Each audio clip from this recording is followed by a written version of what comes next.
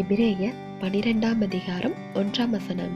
நம்மை சுற்றி நெருங்கி நிற்கிற பாவத்தையும் தள்ளிவிட்டு. கிறிஸ்துவுக்குள் அன்பானவர்களே, சில பழக்கங்கள், நடத்தைகள், சிலரோடு நாம் கொண்டுள்ள ஐக்கியங்கள் பாவமானவை என்றும் அது தீய விளைவுகளை ஏற்படுத்தும் என்பதும் நமக்கு தெரியும்.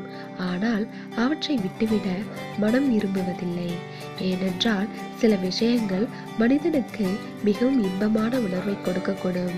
அதுபோல சில விஷயங்களை தவிர்ப்பது கடினமானவையாகவும் இருக்கலாம்.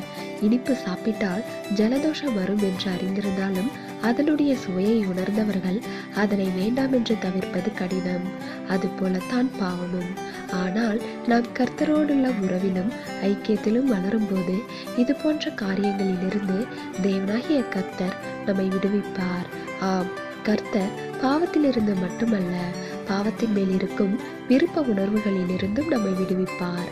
எனவே நாம் நம்மை சுற்றி நெருங்கி நிற்கிற பாவத்தை விட்டு வெளியேற வேண்டும். அப்பொழுது தேவன் நமக்கு நியமித்துள்ள பாதையில் சரியாக ஓட முடியும். தேவனுடைய கிருபையும் இரக்கமும் நம் அனைவரோடும் இருப்பதாக. ஆமேன்.